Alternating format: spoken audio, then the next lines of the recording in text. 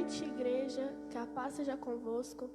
Deus, Ele está onde você esteja, se você está no seu carro, na sua casa, no seu trabalho.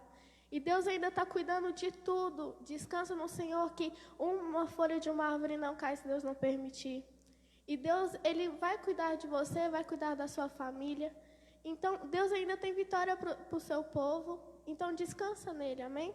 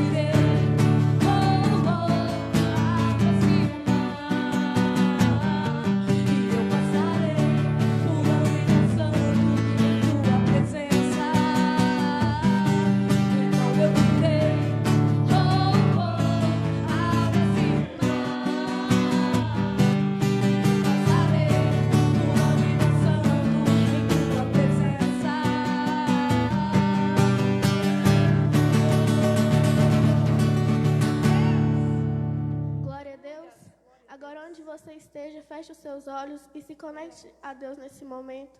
Que Deus, independente da situação, independente se você não está vindo na igreja, Deus, Ele quer ouvir uma adoração sua. Deus, Ele está cuidando de tudo. Uma folha de uma árvore não cai se Deus não permitir. E Ele é o único que pode receber o seu louvor, a sua adoração. E Deus, Ele está aí onde você esteja nesse momento.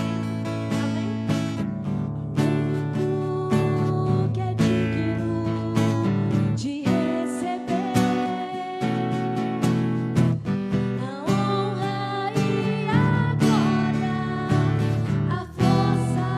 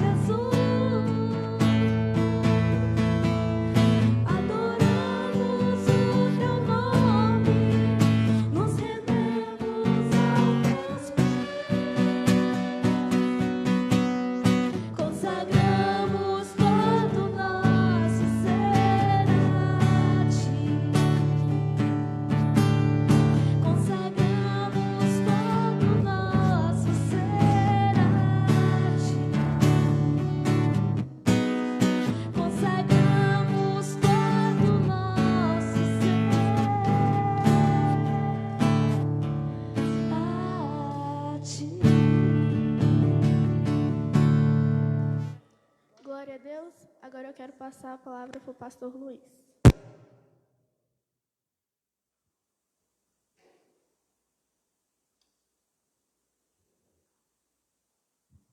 Glória a Deus. Boa noite, povo de Deus. Paz seja convosco. Gostaria que você, nesse momento, pegasse a sua Bíblia. Efésios capítulo 4, versículo 12. Eu tenho uma palavra para você. Uma palavra para abrir a sua mente. Uma palavra para nortear a sua vida, em nome de Jesus. Efésios capítulo 4, versículo de número 12. A palavra de Deus diz assim: querendo o aperfeiçoamento dos santos, para a boa obra do ministério, para a edificação do corpo de Cristo, até que todos cheguemos à unidade da fé e ao conhecimento do Filho de Deus, varão perfeito, à medida e estatura completa de Cristo. Vamos falar com Deus.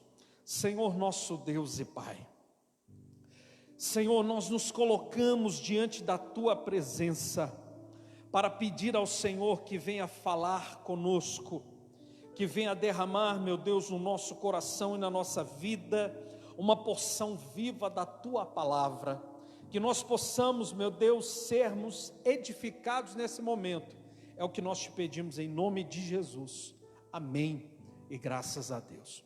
Meus irmãos, eu quero falar sobre 5 coisas, que você precisa fazer, para ser aperfeiçoado.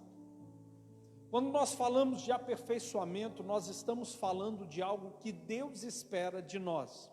Nós estamos falando de uma expectativa que existe no reino de Deus, a nosso respeito. Deus, Ele não nos chamou para nós vivermos um evento único, que nós podemos chamar de conversão, por exemplo, e todo o processo de Deus se paralisa no dia que a gente se converteu. Nós servimos um Deus que nos aperfeiçoa, um Deus que quer nos conduzir além. E essa palavra que eu tenho para, nesse momento, nós meditarmos é sobre aperfeiçoamento. Eu quero falar de 5 coisas que nós precisamos colocar em prática na nossa vida para sermos aperfeiçoados, para vivermos mais do que Deus espera de nós. Um líder, quando ele deixa de ser aperfeiçoado, ele está andando para trás. Ele em pouco tempo vai se transformar em instrumento do diabo.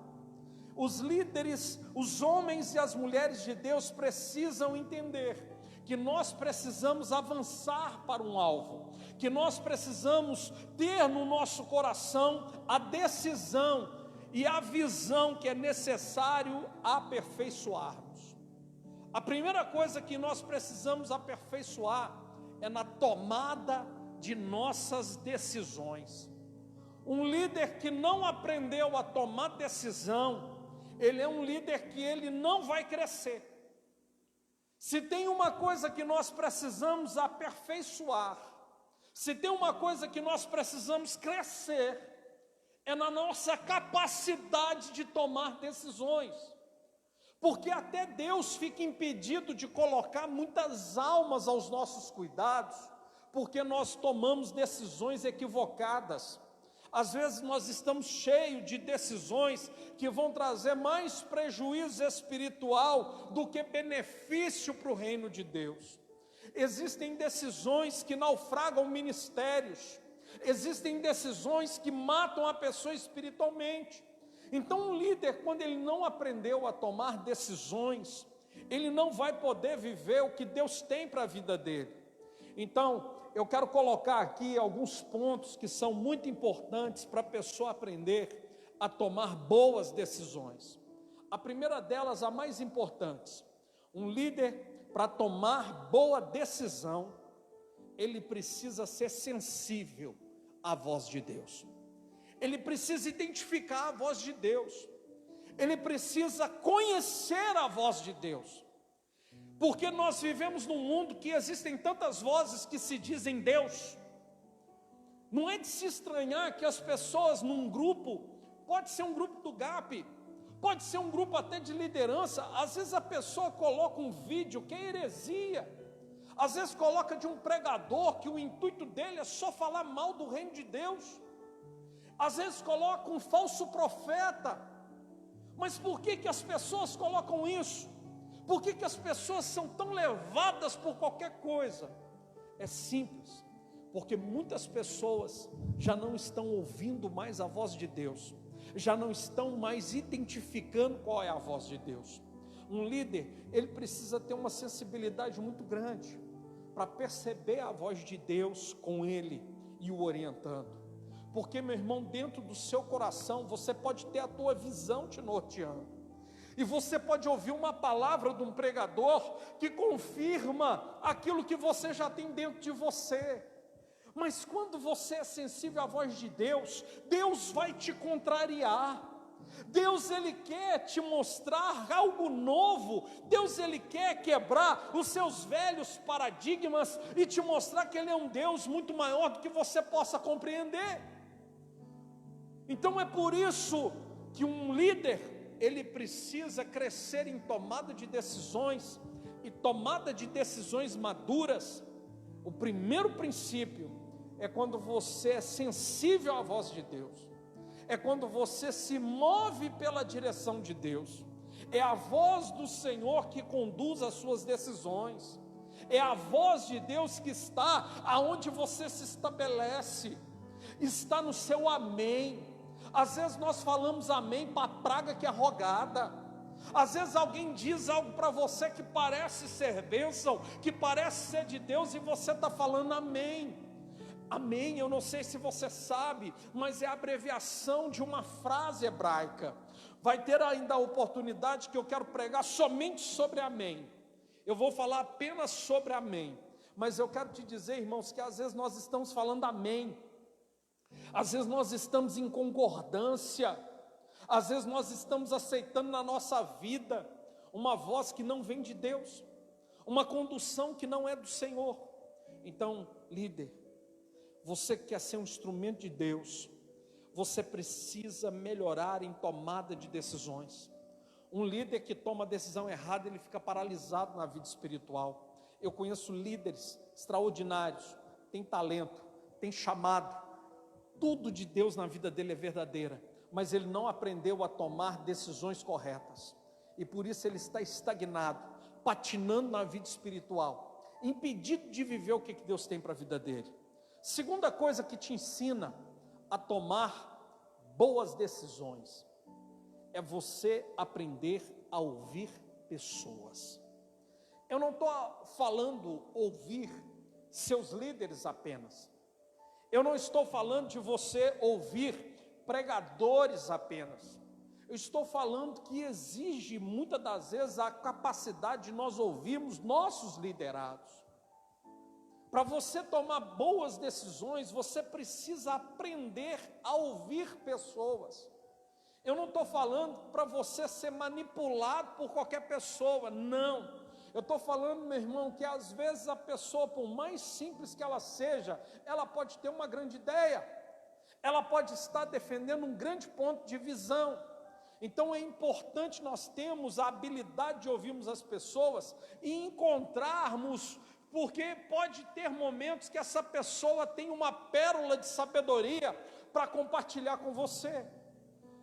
Terceira coisa para se tomar boas decisões, você precisa aprender a ser um bom avaliador de cenários. Eu vou falar uma coisa para você, meu irmão. Um médico que faz um diagnóstico errado, ele pode matar o seu paciente. Um médico que ele é precipitado num diagnóstico, ele pode cavar uma cova para a pessoa.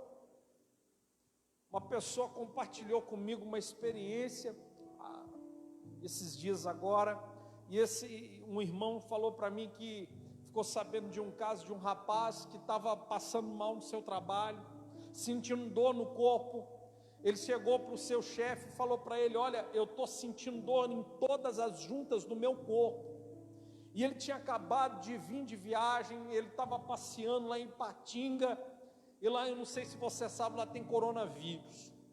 Então quando ele chegou aqui em Paracatu, ele foi no hospital. Imediatamente o médico, quando olhou para ele, falou: olha, você está com coronavírus. Você vai lá na sua casa, você vai trocar de roupa e você vai tomar um banho de álcool. Nem chega perto de mim, eu nem vou te examinar, porque você está com coronavírus. Então esse rapaz falou para o médico: eu vou fazer tudo que o senhor está me mandando, eu vou tirar minha roupa, eu vou tomar um banho de álcool, mas o senhor vai fazer todos os exames, porque se o senhor não fizer todos os exames, eu vou chamar a televisão, eu vou chamar a polícia, eu vou fazer um escarcéu aqui, que eu não aceito ser internado, sem exame, sem nada.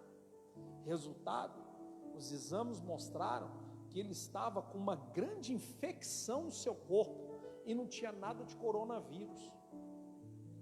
Ele ia ser tratado, e é engraçado porque os médicos não dão anti-inflamatório para pessoa que tem Covid-19, que está com vírus. Ele ia ficar internado no hospital, tomando o remédio errado, e o remédio correto estaria afastado do quadro dele. Diagnóstico precipitado. Você quer ver pessoas que tomam decisões erradas? São pessoas que são péssimas em fazer diagnóstico, são pessoas que fazem diagnóstico precipitado. Às vezes a pessoa, ela olha uma situação e fala: já não tem jeito. Às vezes ele olha uma outra pessoa e fala: para fulano não tem saída. Às vezes na nossa vida nós estamos acostumados a dar sentença de morte muito rápido. Às vezes nós queremos chegar a conclusões, e essas conclusões, deixa eu falar uma coisa da minha experiência para compartilhar com você: não dá crédito à fofoca. Se tem uma coisa que eu aprendi na minha vida, é que uma conversa sem fundamento, ela é uma conversa sem fundamento. Eu não mando conversa fiada para frente, eu não dou voz. Se a pessoa não sustenta o que ela falou, certamente é mentira. Se a pessoa não sustenta, se a pessoa chega para você e fala: ó, deixa eu te contar, e eu pergunto para a pessoa: eu posso falar que você está me contando? Não, não pode não. Para mim, eu jogo no mar do esquecimento na hora. Eu não faço diagnósticos precipitado. Nós não podemos olhar para as pessoas e começar a tomar decisões, nós não podemos começar a julgar cenários baseado em fofoca, baseado em falta de informação. Um líder precisa ser responsável. Nós precisamos ter uma responsabilidade muito grande, porque na nossa decisão, muitas coisas que Deus quer derramar da nossa vida dependem disso. Então um líder, para ele se tornar um bom tomador de decisões, ele precisa ser bom em avaliar cenários, em de repente olhar a coisa, enxergar a coisa por cima, enxergar tudo que está em volta, olhar a palavra de Deus. O que a palavra de Deus orienta nesse caso? Pastor, a palavra de Deus não orienta. É você que não tem um conhecimento, porque a palavra de Deus é um manual de conduta. Você pode ter certeza, meu irmão, que quando você está fazendo algo que a palavra de Deus não te dá direcionamento para você agir, você está fora de um princípio bíblico, você está quebrando princípios bíblicos. Um líder, para crescer, ele precisa ser bom em avaliar cenários. Segunda coisa que nós precisamos aperfeiçoar: melhorar a nossa busca por conhecimento. Irmãos, o Espírito Santo vai te lembrar daquilo que você já conhece. Quando você estiver nos momentos decisivos da tua liderança, o Espírito Santo vai te lembrar princípios que já foram ministrados a você. Então, nesse exato momento, deixa eu te perguntar: o que você tem feito para melhorar a sua busca por conhecimento? E aqui eu vou te falar uma coisa, teologicamente falando: o que tem de conhecimento inútil não é brincadeira. No meio evangélico, o que tem conhecimento inútil, conhecimento que não serve para nada, conhecimento que não acrescenta na sua fé, que não te aperfeiçoa como servo de Deus, Talvez, meu irmão, você tem coleção de DVD que não te acrescenta em nada. Talvez você escuta a pregação, você talvez até está lendo um livro que não acrescenta, que não te ajuda no seu crescimento espiritual. Não é porque um livro é evangélico que ele é, ou que ele vai proporcionar crescimento para você. Às vezes, quem escreveu aquele livro defende uma teologia que vai desestruturar completamente suas bases espirituais, que defende um ponto de fé que é totalmente contrário àquilo que você crê, àquilo que você interpreta da palavra de Deus. Então deixa eu te falar, como que você tem buscado conhecimento? Talvez a única fonte de conhecimento, você espera pegar, por exemplo, um Tadel, ou você espera uma pregação no domingo, e olha lá, e você espera que aquilo venha te sustentar para viver tudo que Deus tem para a sua vida. Meu irmão, nós precisamos melhorar em conhecimento, nós precisamos adquirir conhecimento, nós precisamos investir em conhecimento, e conhecimento é fruto de investimento. Um médico, para ele ser um médico renomado, não basta ele fazer a faculdade de medicina, não basta ele fazer uma residência médica, ele tem que viver de simpósios, ele tem que participar, ele tem que estudar pesquisas que estão sendo feitas. Se ele não inovar o seu conhecimento, ele fica desatualizado. Da mesma forma, se você entende que Deus te chama para ser aperfeiçoado, para você ser aperfeiçoado como servo de Deus, para você ser aperfeiçoado como líder, você precisa melhorar a sua busca por conhecimento. Você precisa participar de coisas que venham realmente trazer crescimento para a sua visão, crescimento para o seu entendimento, que venha acrescentar verdadeiramente no seu ponto de vista e na sua fé. E não aquilo, meu irmão, que vem e é vazio, aquilo, meu irmão, que às vezes a pessoa fica deslumbrada. Ah, eu vou e não sei o que tem, eu giro, eu grito, eu rodopio, mas sai com uma vida sem princípio, continua tendo uma vida desfocada espiritualmente, não gera discípulo, não gera fruto, não tem verdadeiramente essência. Isso é vazio. Melhore no seu conhecimento, no seu investimento de conhecimento. Terceira atitude, terceira coisa que precisamos fazer para nos aperfeiçoar: melhorar nossas atitudes. Porque o conhecimento, uma vez adquirido e não praticado, ele morre. Sabe, quando eu fui em Israel, um judeu, ele falou assim para a gente, que em Israel tem 2 mares que não é mar, mas que ganha nome de mar. É o Mar da Galileia e o Mar Morto. E ele estava explicando para a gente que tem uma diferença muito grande nos dois. Que o Mar Morto, ele é morto. Lá não tem peixes. Porque a água que o Mar Morto recebe, ele fica represado num lugar enorme. E ali o último final dele é aquele lugar, ele não sai para lugar nenhum, ele morre ali. Ali tem uma concentração de sal enorme. Lá as pessoas não conseguem afundar, mas também não tem peixe, não tem vida. Por isso ele chama Mar Morto. Agora o lugar que é chamado de Mar da Galileia seria uma lagoa imensa de água doce. Mas aquele lugar ele é chamado de Rio da Vida, porque toda a água que o Mar da Galileia recebe, ele distribui pelo Jordão. Ele pega os seus afluentes e leva para frente. Então ele recebe, mas não morre nele, ele passa adiante. Por isso ele é um rio cheio de vida, cheio de peixe. Por isso que ele é um rio que não tem miséria, que não tem tempo ruim, que mesmo em tempos de crise, lá se encontra peixe. Nunca se encontrou falta de vida naquele lugar. E ele nos ensinando que aquilo é um princípio espiritual, que tudo que nós recebemos de Deus, se você não se preocupar em passar adiante, isso morre dentro de você, isso fica impedido de gerar frutos. Mas aquilo que a gente recebe da parte de Deus, a gente tem que liberar. A gente tem que deixar a vida fluir através da gente. A gente tem que deixar o conhecimento frutificar. E conhecimento frutifica quando a gente passa adiante.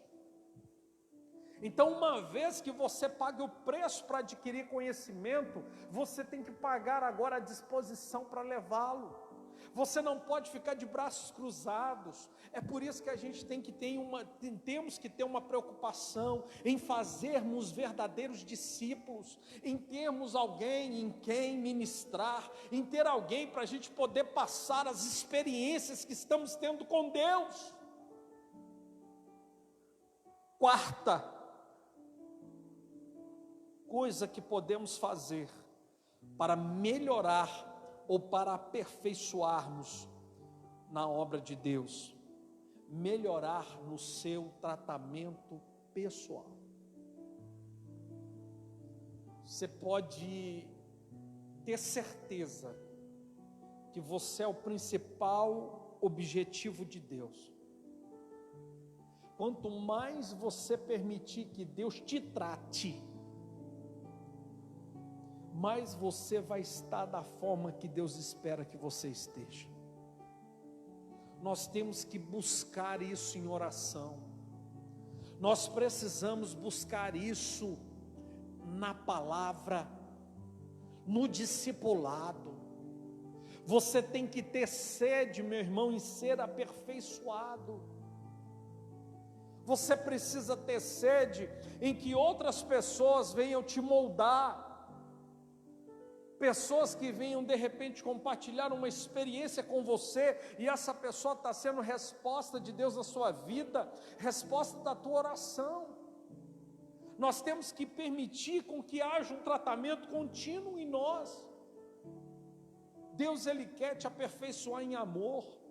Deus, Ele quer te aperfeiçoar em lealdade, em aliança. Esse ano é o ano dos aliançados. Não é porque estamos vivendo uma crise de Covid que as coisas mudaram, não. Ainda estamos no ano dos aliançados. E esse ano vai ser um ano que a aliança de Deus vai fazer a diferença mais do que nunca. Nós precisamos sermos aperfeiçoados em aliança. Nós precisamos sermos aperfeiçoados em lealdade, em honra.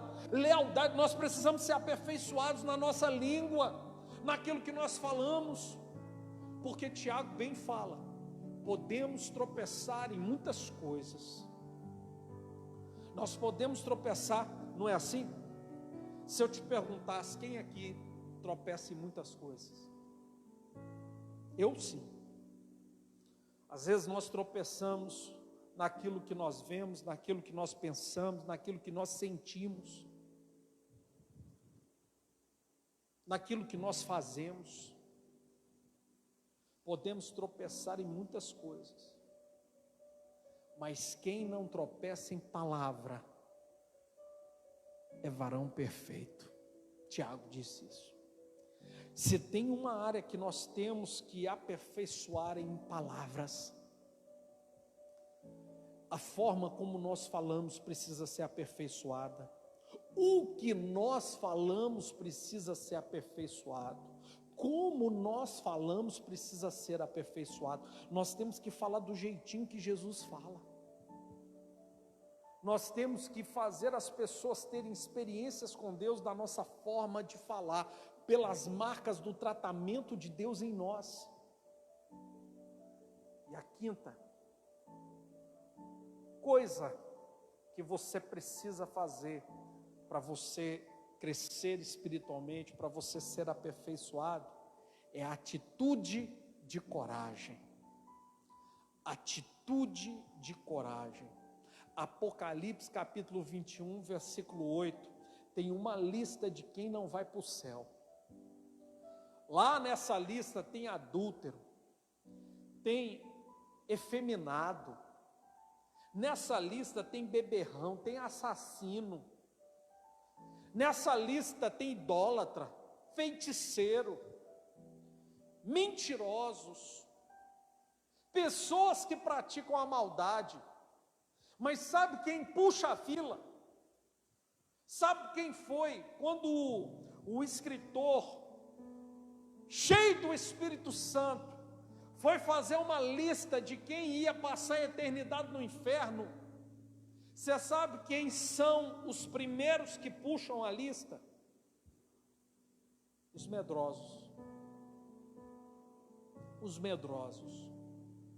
Então, se tem uma coisa que nós precisamos carregar, se tem uma coisa, meu irmão, que nós precisamos nos entendermos, é que precisamos sermos aperfeiçoados em coragem. Coragem. Coragem em todo tempo, coragem em toda ocasião. Vocês devem saber e devem estar fazendo também, nós estamos lendo o livro de Atos dos Apóstolos.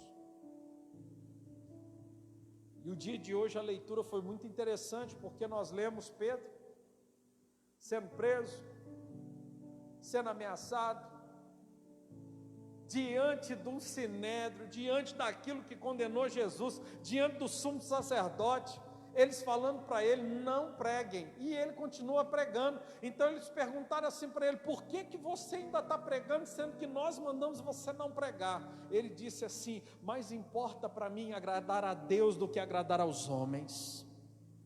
Prenderam ele, açoitaram ele, ele saiu do açoite e foi pregar de novo, foi repreendido, foi preso, apanhava, voltava e continuava pregando. Nem parece ser o homem que negou Jesus 3 vezes, nem parece ser o homem que quando perguntaram, você fala como ele disse, eu nunca vi. Sabe por quê? Porque ele foi aperfeiçoado em coragem. Deus espera que nós sejamos aperfeiçoados em coragem. Pode até ser, meu irmão, que você já teve a oportunidade de agir com coragem na vida espiritual, mas você não agiu, mas Deus vai te dar outras oportunidades, você pode ter certeza disso. Nós temos que carregar essa preocupação, ainda mais que estamos vivendo num tempo de crise, ainda mais, meu irmão, que estamos sendo cercados, estão de olho na nossa fé, estão de olho, porque eu posso ser sincero com vocês, mais do que nunca fica claro, que essa onda de coronavírus no Brasil, está sendo uma onda de aproveitamento por outros interesses que estão por trás. Interesse político, interesse de governo, mas sabe o que mora por trás disso tudo? Interesse do inferno. Interesse do inferno. A proposta mais importante que estava sendo debatida no Senado, que vinha com resoluções trabalhistas, que falava a respeito de despejo de casa, coisas que têm interesse da população inteira. Eles colocaram um artigo lá para fechar a igreja. Colocaram um artigo lá para ser definido que a igreja não pode ficar aberta. Mas graças a Deus nós temos senadores evangélicos, um deles aqui de Minas Gerais, e eles assumiram uma posição, chegaram até o relator, e tiraram esse artigo dessa proposta, porque se não fosse nossos representantes, tinha lei contra a igreja, mais do que está tendo, porque eu acho tão engraçado, que no boteco, continua aberto, os botecos estão aí, pelo que eu sei, não fecharam nenhum ponto de droga, continua do mesmo jeito. A Cracolândia lá em São Paulo continua da mesma forma, mas igreja está fechada. Igreja tem que ficar fechada. Nós temos que entender que é necessário coragem. Deus não nos deu espírito de temor, mas de ousadia. nós temos que sermos aperfeiçoados, em nome de Jesus. Eu gostaria de orar por você, pela sua família, para que nesse tempo de crise, venha se estabelecer um tempo de aperfeiçoamento de Deus na sua vida. Senhor nosso Deus e Pai, nós te pedimos nesse momento, ó Deus, que venha nos aperfeiçoar, Pai. Nesse momento, meu Deus, que o Brasil e o mundo enfrentam uma crise de uma pandemia, nós queremos sermos aperfeiçoados por Ti, Pai. Meu Deus, nós sabemos que o inferno não parou de agir, mas o Teu reino também não parou, Pai. E nós somos aqueles, ó Deus, que somos instrumentos Teus para provocar o reino dos céus na terra.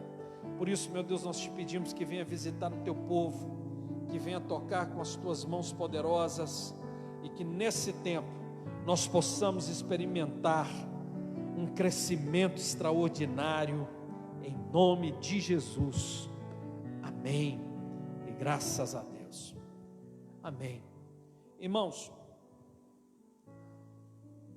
quero orar nesse momento, consagrando os santos dízimos e as santas ofertas. Nós vimos que em tempo de crise, Josafá experimentou de algo maravilhoso. As suas palavras proféticas determinaram seu milagre. Josafá, a primeira atitude de Josafá quando falaram para ele, olha, a crise está chegando, a primeira atitude dele foi buscar o Senhor em jejum, porque o jejum daria a ele a sensibilidade para perceber a voz de Deus na hora da crise. Então ele jejuou, e ele mandou todo o Judá jejuar, Jerusalém jejuou. Então Deus levantou um profeta que nunca tinha profetizado. Esse profeta falou para eles, nessa peleja não tereis que pelejar, eu, Senhor, pelejarei por ti. Você sabe o que provocou Deus para levantar um profeta que nunca profetizou? A aliança. Porque a Bíblia fala que eles foram na casa de Deus, e quando eles chegaram lá no santuário de Deus, ele se lembrou e ele disse assim, Senhor, um dia os nossos pais, quando construíram esse santuário, eles colocaram o Teu nome nele, e a partir do momento que eles colocaram o Teu nome, eles disseram, porque se algum dia levantar contra nós a espada, a fome, a peste, coronavírus é uma peste, tá? Se isso se levantar contra nós, nós vamos vir na sua casa, nós vamos te clamar e o Senhor vai nos livrar. Então nesse momento Deus levantou um profeta que nunca tinha profetizado, para declarar isso para ele. Eu quero te dizer, meu irmão, que em tempo de crise, quando você lembra da casa de Deus, que é a aliança que há na casa de Deus, você está prestes a viver algo profético. Então, diante da palavra profética, Josafá disse, crede no Senhor vosso Deus, estareis seguros, crede nos seus profetas e prosperareis. No tempo da crise, Josafá experimentou a proteção de Deus. No tempo da crise, Josafá experimentou o livramento de Deus. E no tempo da crise, ele prosperou. Porque Deus, quando matou os inimigos, tinha tanto despojo, que eles tiveram um trabalho extra de levar tanta recompensa para casa. Eu quero consagrar o seu dízimo e a sua oferta, porque só o dizimista e o ofertante, ele faz o ato de dizimar e de ofertar por aliança a Deus e a casa de Deus. Mesmo em tempo de crise, eu quero profetizar que em tempo de crise, você vai viver livramento, você vai viver a proteção de Deus, e você vai prosperar em nome de Jesus. Vamos orar. Senhor Deus e Pai, nós consagramos a Ti os santos dízimos e as santas ofertas e queremos profetizar sobre a vida do Teu povo, ó Pai, Tua proteção, Teu livramento, e que o Senhor, meu Deus, venha prosperá-los em tempo de crise. Que o Teu povo experimente, meu Deus, o Teu favor e a Tua bênção de uma forma sobrenatural, mesmo nesses dias de crise. É o que eu declaro e profetizo em nome de Jesus. Amém e graças a Deus. Queridos, está acontecendo aqui na igreja um plantão pastoral, aqui na igreja, de segunda a sábado, de 2 da tarde às 7 da noite. De segunda a sábado, de 2 às 7 da noite, acontece aqui na igreja um plantão pastoral, aonde você pode vir aqui para receber oração, alguma orientação, uma palavra. E se você também quiser consagrar o seu dízimo e a sua oferta, trazer aqui no altar, eles vão estar orando por você, consagrando aquilo que você vai oferecer para o Senhor. De 2 às 7 da noite nós estamos aqui na igreja. E domingo nós teremos a distribuição da Santa Ceia. Santa Ceia, meu irmão, nós vamos ter que distribuí-la. Nós temos os seguintes horários: 8 horas da manhã, 9h15 da manhã, na parte da tarde, 3 horas da tarde, 4h15 da tarde, e à noite, 7 da noite e 8h15 da noite. Nós vamos fazer a transmissão 9h15 da manhã e 7 horas da noite. No domingo, 9h15 e domingo, 7 horas da noite. Nós vamos ter aqui as pessoas que vão estar entregando a Santa Ceia, os diáconos vão estar usando luvas, usando máscaras, vai ter álcool em gel aqui na porta, nós estaremos tomando várias e devidas recomendações, nós não vamos permitir aglomeração de pessoas, mas nós precisamos distribuir a Santa Ceia. Santa Ceia é mais importante que coronavírus, amém? Então nós precisamos estar atentos a isso. Continuamos orando 3 horas da manhã, irmãos. 3 horas da manhã, guerra espiritual. Você que está nesse tempo profético, continue conosco. Enquanto essa crise se mantém de pé, nós nos mantemos de joelhos na presença de Deus, diante do nosso Deus, clamando ao Senhor. E nós estamos no grande jejum dos 21 dias, o jejum da vitória. Você que ainda não pegou, passa aqui na igreja para você pegar isso daqui, ó, para você colocar na porta do teu quarto. Você pode pegar também um adesivo para você colocar atrás no seu celular, e esse imã de geladeira para você colocar lá na geladeira da sua casa. Nós estamos profetizando, orando. Hoje nós vamos orar pelos nossos amigos, e cada um desses dias tem um alvo específico. Não que a gente não possa estender esse tempo de oração para outros alvos, mas nós estaremos orando pelos nossos amigos, orando uns pelos outros, num clamor poderoso ao Senhor, porque pode ter certeza que nós vamos viver o favor de Deus nesses dias, em nome de Jesus. Amém? Eu quero orar nesse momento pela sua vida, pela sua família, em nome de Jesus. Pai, eu abençoo neste momento cada um dos nossos irmãos que são alcançados por essa live. Abençoe as suas vidas, suas casas, suas famílias. Venha, meu Deus, protegê-las, venha livrá-las de todo mal. Nós declaramos, meu Deus, a Tua bênção, declaramos a Tua proteção, e que o amor de Deus, que a graça do Filho, a comunhão do Espírito Santo esteja com todo o povo de Deus, e todos digam amém. Muito boa noite, paz seja convosco.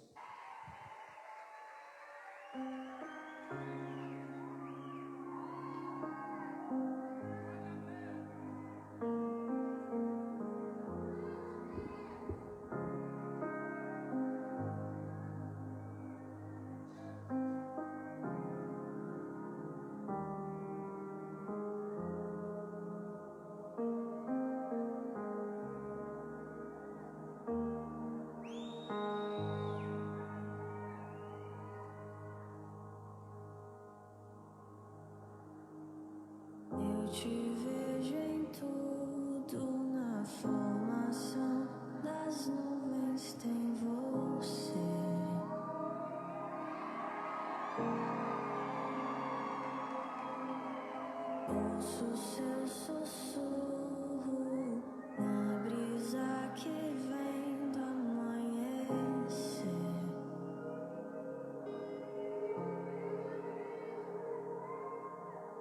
Na dança do mar, ouço a sua